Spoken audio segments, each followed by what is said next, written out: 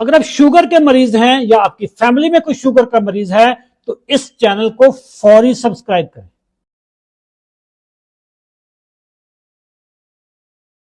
जो डायबिटीज है ना, शुगर जिसको आप कहेंगे डायग्नोज होगी, ये इस रास्ते का ना आखिरी स्टॉप है। राइट। इससे पहले बहुत सारे मराहल हैं कि आप कुछ भी खाते हैं तो शुगर बढ़नी शुरू होती है, लेकिन उसको न्यूट्रलाइज करने के लिए इंसुलिन बढ़नी शुरू हो जाती है। राइट।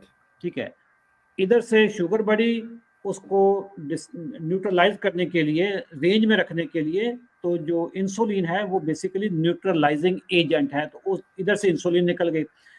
अच्छा, ये दोनों की जो क्वांटिटी है अल्लाह ताला ने वो बराबर रखी हुई थी, लेकिन अब चूंकि आपकी शुगर बढ़ती जा रही है तो उधर से आपका लबलबे पे प्रेशर आ गया। उसने कहा कि और निकालो और निकालो और निकालो और निकालो। एक वक्त आता है कि लबलबा भी कहता है कि जी माफ दे दो फिर आपको। ठीक है, राइट। आपकी जो इंसुलिन निकलती है तो आपके सेल्स में जाने के लिए वो एक रिसेप्टर होते हैं, तो वो रिसेप्टर कहते हैं कि जी इतनी इंसुलिन हम एक्सेप्ट नहीं कर सकते, वो उसको पहचानते हैं, जिसको फिर इंसुलिन रेजिस्टेंस कहते हैं। जब इंसुलिन रेजिस्टेंस हो जाती है ना, समझ लो कि फिर शुगर हो गई है। ठीक है, हमने इंसुलिन रेजिस्टेंस की जो इब्तदाई हालत है वहीं पे अगर पता चल जाए बंदे को तो वो होता है, और उसका टेस्ट जो होता है होमा IR है या फास्टिंग इंसुलिन लेवल्स हैं। जो ही आपके फास्टिंग इंसुलिन लेवल बढ़ने शुरू होते हैं तो इसका मतलब ये है कि योर लबलबा is under pressure to secrete more and more insulin. Right. तो अगर किसी बंदे का HbA1c 5 है, जी। टोटल नॉन डायबिटिक का सेफ रीजन है। 5.7 से डायबिटीज प्री डायबिटीज स्टार्ट होती है। 5 से 5.7 तक आने के लिए कुछ 10 साल चाहिए होंगे। राइट। ठीक है, आपकी बॉडी अडेप्ट कर रही है, एफर्ट कर रही है, बीमारी को रोकने की मुजाहमत कर रही है, ज़्यादा इंसुलिन निकाल रही है। अब 5.7 पे आपकी प्री डायबिटीज स्टार्ट हो गई है। जी। ये जो आपको 10 साल लगे थे 5 से 5.7 पे आने के लिए, अब आपको प्री डायबिटीज से डायबिटीज में आने के लिए सिर्फ 3 साल चाहिए। राइट। यानी 5.7 से 6.5 पे आने के लिए 2 साल 3 साल से ज्यादा का टाइम नहीं चाहिए। ओके। अब 6.5 पे आपको मुकम्मल डायबिटीज हो गई है जी। कंफर्म सर्टिफाइड बंदा डायबिटिक हो गया। ठीक है, आप 1-2 लैब से के रिजल्ट अगर टैली कर जाएं।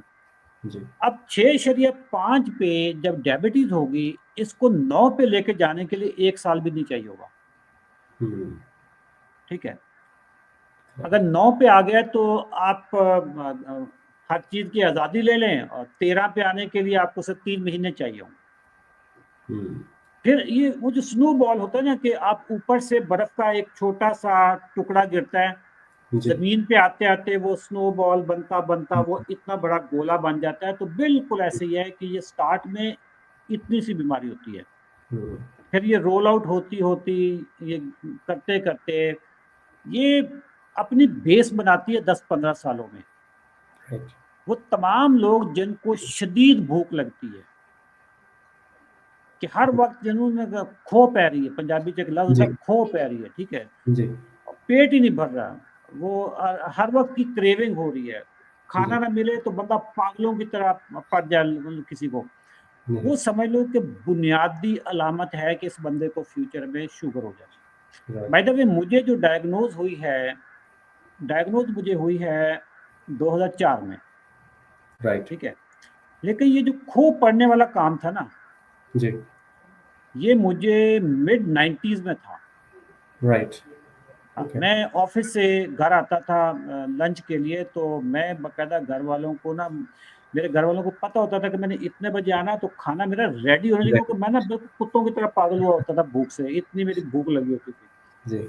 नॉर्मल बंदे को इतनी भूख लगती नहीं है, क्योंकि उसका जो अपना सिस्टम है ना, उसका जो फैट मेल्ट करने वाला वो सामने आ जाता है। जब आपकी इंसुलिन रेजिस्टेंस बड़ी होती है ना, तो आपको बहुत शदीद भूख लगती है। अच्छा, खाना खाने के बाद भी भूख लग जाती है।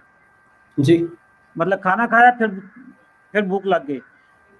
अगर किसी को ये वाली चीज आ जाए तो समझ लें कि उस बंदे को 10 साल बाद 15 साल बाद उसको शुगर हो जानी है। उस वक्त वो अपने इंसुलिन लेवल्स चेक कर लें, क्योंकि इंसुलिन बढ़ने का मतलब ये है कि इंसुलिन रेजिस्टेंस होनी है।